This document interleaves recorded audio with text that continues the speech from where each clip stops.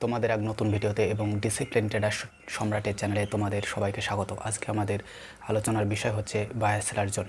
What is buyer seller zone, how to identify buyer এবং seller zone, how to trade buyer seller zone, এবং শেষে আমরা চার্টে analysis করে দেখব যে বায়ার সেলার জোনকে আমরা চার্টে কীভাবে দেখব। তো আমাদের প্রথম যে প্রশ্ন সেটা হচ্ছে হোয়াট ইজ বায়ার এবং সেলারের জোন।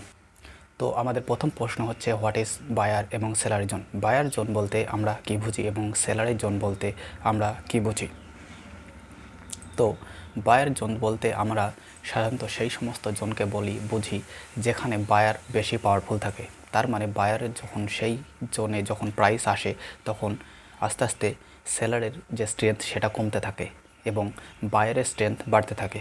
তার ফলে প্রাইস যখন সেই বায়ারের জোনে আসে তখন মার্কেটে ধীরে ধীরে বায়ার প্রেশার বাড়তে থাকে এবং ধীরে ধীরে মার্কেট আবার উপরের দিকে ট্রাভেল করা শুরু করে। এবং বায়ার জোনে যখন মার্কেট আসে তার কারণে যখন উপরের দিকে ট্রাভেল করা শুরু করে তার ফলে মার্কেটে একটা বাইং প্রেশার তৈরি হয়। তো বায়ারের জোন বলতে আমাদের বায়ারের সেই সমস্ত জোনকে বোঝানো হয় বা সেই সমস্ত জোনকে বোঝানো হয় যেখানে বাইং প্রেশার বেশি স্ট্রং থাকে এবং যখন প্রাইস সেখানে আসে তখন বায়ার সেই মার্কেটকে আবার বাই করে ওপরের দিকে নিয়ে যায়। তো বায়ার জোন বলতে কনসেন্ট্রেটেড বায়ারকে বোঝানো হয়। ঠিক একইভাবে সেলার জোন বলতে কি বোঝানো হয়, সেলারের জোন বলতে সেই সমস্ত জোনকে বোঝানো হয় যেখানে সেলারের স্ট্রেংথ বেশি থাকে এবং প্রাইস যখন সেলারের জোনে যখন পৌঁছায় তখন বায়ারের যে পাওয়ার বা স্ট্রেংথ সেটা ধীরে ধীরে কমতে থাকে এবং সেলারের যে স্ট্রেংথ সেটা ধীরে ধীরে বাড়তে থাকে। তার ফলে সেলার যখন কন্টিনিউয়াসলি সেল করতে থাকে তখন মার্কেট কী করে, প্রাইস ধীরে ধীরে আবার নিচের দিকে ট্রাভেল করা শুরু করে। তো সেলার জোন বলতে সেলার কনসেন্ট্রেটেড সেলারকে বোঝানো হয়। এবং তো যখন বায়ার এবং সেলারের যখন প্রাইস যখন আসে তখন ট্রেডাররা এটা অ্যান্টিসিপেট করে যে হয় প্রাইস এখান থেকে বাই করে ওপরের দিকে যাবে বা সেলারের জন্য যখন যাবে তখন ট্রেডার এটা অ্যান্টিসিপেট করে যে এটা ধীরে ধীরে আবার সেলিং জোনে নিচের দিকে আসবে। তো এটা হচ্ছে বায়ার এবং সেলার জোন। এখন আমাদের দ্বিতীয় যে প্রশ্ন সেটা হচ্ছে হাউ টু আইডেন্টিফাই। আমাদের যে দ্বিতীয় যে প্রশ্নটা ছিল সেটা হচ্ছে হাউ টু আইডেন্টিফাই বায়ার এবং সেলারের জোন। আমরা বায়ার এবং সেলারের জোনকে আমরা আইডেন্টিফাই কিভাবে করতে পারি। তো আমাদের সেকেন্ড যে প্রশ্ন সেটা হচ্ছে যে হাউ টু আইডেন্টিফাই বায়ার এবং সেলার জোন। আমরা বায়ার এবং সেলার জোনকে কীভাবে আইডেন্টিফাই করতে পারি। বায়ার এবং সেলারের জোনে যখন মার্কেট পৌঁছায় তখন সেটা একটা স্ট্রং প্রাইস মুভমেন্ট দেখায়। সেখানে প্রাইস মুভমেন্ট বলতে যখন বায়ার জোনে যায় তখন সেখানে প্রাইস তার একটা রিজেকশন ফেস করানোর চেষ্টা করে এবং সেখানে সেখানে গেলে প্রাইস একটা মুভমেন্ট দেখায়। ঠিক একইভাবে যখন সেলারের জোনে যাবে তখন সেখানে প্রাইস একটা রিজেকশন ফেস করানোর একটা টেন্ডেন্সি সেখানে দেখতে পাওয়া যায়। তো আর একটা জিনিস হচ্ছে আইডেন্টিফাই দ্য বেস কনসলিডেশন। এবার কোনো একটা বায়ার জোনে যখন আসবে মার্কেট তখন সেটা কনসলিডেশন করে দেখাবে এবং বোঝাবে যে এটা এখন বায়ার জোনে আছে এবং এখানে বায়ার এখানে বাই করছে, যার ফলে মার্কেট এখানে কন্টিনিউয়াস সেলিংয়ে আর যেতে পারছে না। ঠিক একইভাবে যখন সেলার জোনে যাবে তখন সেখানে একটা সেলিং প্রেশার আসবে এবং সেখানে কনসলিডেশন করে মার্কেট এটা বোঝাবে যে এটা একটা সেলার জোনে আছে এবং মার্কেট কন্টিনিউয়াস ওপরে নিয়ে যেতে পারবে না। এবং আর একটা জিনিস হয় unfilled order, identify unfilled orders. আর আনফিল্ড অর্ডার্স বলতে যদি কোনো একটা বায়ার জোনে আসে প্রথমে সেখানে রিজেকশন করে যখন ওপরে যাবে তখন যখন মার্কেট আবার নিচে আসবে তখন যারা সেই প্রাইস মুভটাকে মিস করে দিয়েছে তারা তখন সেটাকে কী করবে, এন্ট্রি করার চেষ্টা করবে। তার ফলে একটা প্রাইস ফরমেশন তৈরি হয় এবং এইভাবে প্রাইস অ্যাকশন ফরমেশন করে ধীরে ধীরে সে ওপরে যাওয়ার চেষ্টা করে। তো এটা একটা পদ্ধতি হচ্ছে বায়ার এবং সেলার জোনকে আইডেন্টিফাই করা।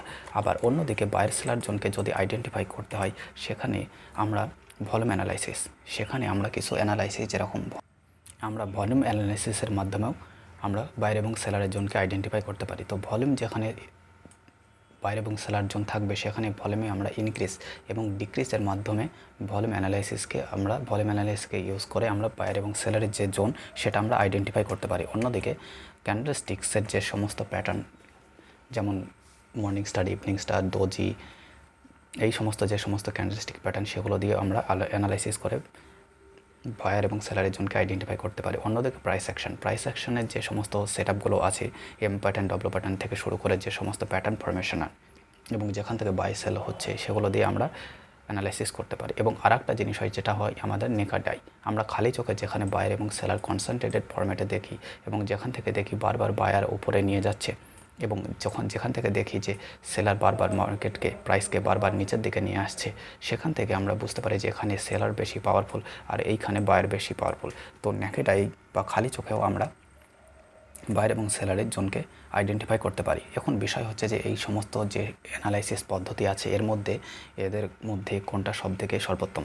তো বিষয় হচ্ছে কিনা এই সমস্ত অ্যানালাইসিসগুলো প্রত্যেকটা নিজের ক্ষেত্রে বেস্ট, কিন্তু আমাদের এখন প্রশ্ন হচ্ছে যে এর মধ্যে আমরা যদি সমস্ত কিছুতে আমরা শিখতে যাই তাহলে আমাদের সমস্ত কিছু একটা মিলে একটা খারাপ পদ্ধতি তৈরি হবে। তার কারণে আমাদের একটা নির্দিষ্ট একটা অ্যানালাইসিসকে আমরা মানে শেখার জন্য চেষ্টা করব এবং সেই অ্যানালাইসিসটাকে আমরা ডিপ ডাইভ করে আমরা তার বিষয়ে আরও অনেক বেশি জানার জন্য চেষ্টা করব।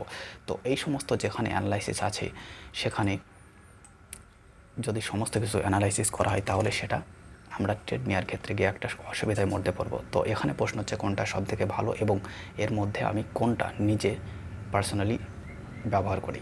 তো সেখন এটার তার উত্তর হচ্ছে আমি নিজে পার্সোনালি নেকেড আই বা বায়ার এবং সেলার জোনকে যেখানে কনসেন্ট্রেটেড ফর্মেটে থাকে এবং যেখান থেকে বাই এবং সেলার হচ্ছে, যেখান থেকে বাই এবং সেলিং হ্যাপেন হচ্ছে সেই সমস্ত জোনগুলোকে আমি আইডেন্টিফাই করি এবং সেখানে আমি বায়ার সেলার নির্ণয় করে প্রাইস অ্যাকশন বেড ট্রেড নিই।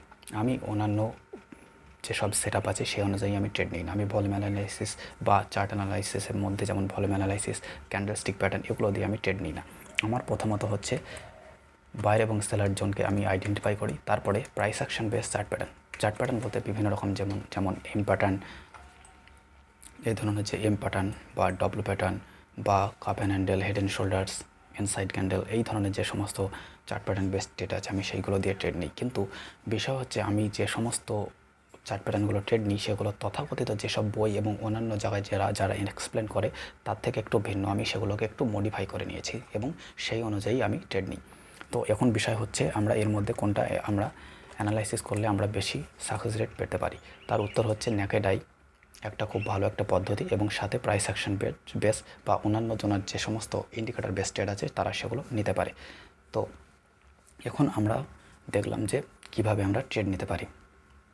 এখন বিষয় হচ্ছে আমরা যে চার্টে আমরা কিভাবে দেখব বায়ার এবং সেলারের জোনকে আমরা কিভাবে চার্টে আমরা আইডেন্টিফাই করব সেটা তো আমরা এখন দেখব যে বায়ার এবং সেলার জোনকে আমরা অ্যাকচুয়াল চার্টে আমরা কিভাবে আইডেন্টিফাই করব।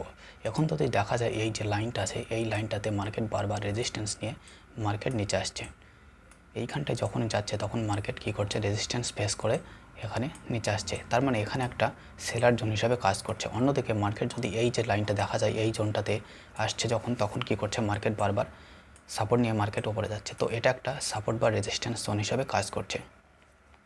এইবার মার্কেট যখন এই রকম ধারা প্রাইস পয়েন্টে যাবে তখন সে তার রেজিস্ট্যান্স দেখানো শুরু করবে এবং বায়ার সেলার অ্যাক্টিভেট হওয়ার কারণে সেখান থেকে বাই এবং সেল হবে।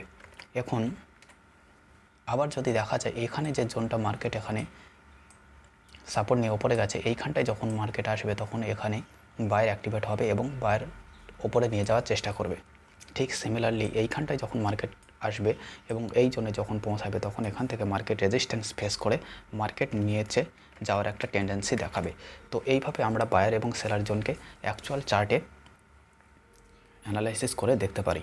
কিন্তু আরেকটা বিষয় হচ্ছে মার্কেট যখন কোনো একটা লেভেলকে বারবার রেসপেক্ট করবে, মানে মার্কেট বারবার সেই লেভেলটাতে যাবে তখন কী হবে, সেই লেভেলটা ধীরে ধীরে উইক হয়ে যায়। আমরা এখানে দেখছি এখানে বারবার সেলিং আসছে, কিন্তু বারবার এখানে 1, 2 এবং 3 বার আসার কারণে আস্তে আস্তে এই যে জোনটা সেটা উইক হয়ে গেছে এবং তারপরের দিন এটা মার্কেট উপরে গিয়ে এখানে কনসলিডেশন করে ব্রেকআউট দিয়েছে। এখন যদি আমরা এইটাকে লাওয়ার টাইম ফ্রেমে দেখি তাহলে আমরা দেখতে পাবো যে এখান থেকে প্রিভিয়াস ডের যে মার্কেটটা সেলিং হয়ে এখান থেকে সাপোর্ট নিয়ে মার্কেট এখানে ক্লোজ দেয়, তার ওপরে মার্কেট ওপেন দেয় এবং ডাইরেক্ট এই রেজিস্ট্যান্স জোনকে ব্রেক করে এখানে কনসলিডেশন করা শুরু করে। এখন যেখান থেকে এর আগে মার্কেট রেজিস্ট্যান্স নিয়ে বারবার নিচে আসছিল সেটা যখন ব্রেক করে তখন সেটা সাপোর্ট হিসাবে কাজ করছে। এখন যদি আমরা এটা 5 মিনিট টাইম ফ্রেমে দেখি তখন দেখব যে যেটা এর আগে রেজিস্ট্যান্স নিয়ে মার্কেট বারবার নিচে যাচ্ছিল, যেটা সেলার জোন হিসাবে কাজ করছিল, সেটা এখন সাপোর্ট হিসাবে কাজ করছে। এখন এখানে আস্তে আস্তে বায়ার অ্যাক্টিভেট হচ্ছে। এখানে যখন প্রাইস আসছে তখন আবার বাই করছে এবং আবার আসছে যখন তখন আবার বাই করছে।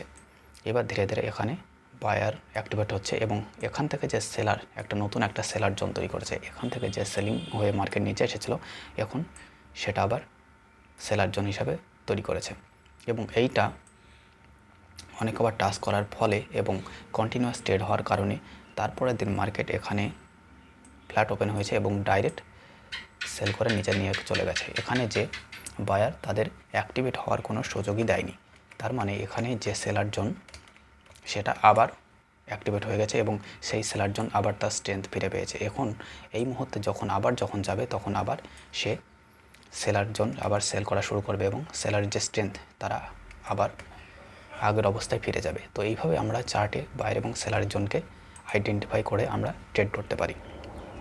এখন বিষয় হচ্ছে এখানে মার্কেট একটা সাইডওয়েজ ফর্ম করছে, এই জোনকে যদি ব্রেক করে তাহলে এর নেক্সট সেলার জোন এইখানটাতে পাবে এবং এই যে সাপোর্ট বা বায়ার জোনকে যদি বের করে তাহলে এর যে নেক্সট বায়ার জোন সে মার্কেট এইখানে পাবে।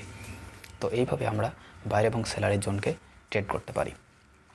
বায়ারের এবং সেলারের জোনকে যদি আমরা অ্যানালাইসিস করি এবং আমাদের যে সেটআপ বেস সবসময় একটা জিনিস করবে, ট্রেড করতে গেলে একটা সেটআপ এবং সিস্টেমেটিক ওয়েতে ট্রেড করবে। কোনো রকম ফালতু এটা ওটা আমার মনে হচ্ছে বলে ট্রেড নিলাম এরকম ধারা নাই।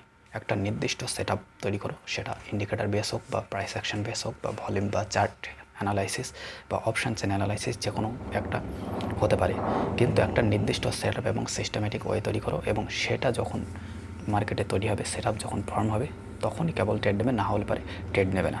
তো আজকের ভিডিওতে এই পর্যন্ত। আমরা এখানে এই সমস্ত জিনিসগুলো শিখলাম। পরের ভিডিওতে আবার দেখা হবে। ভালো থাকো, শিখতে থাকো।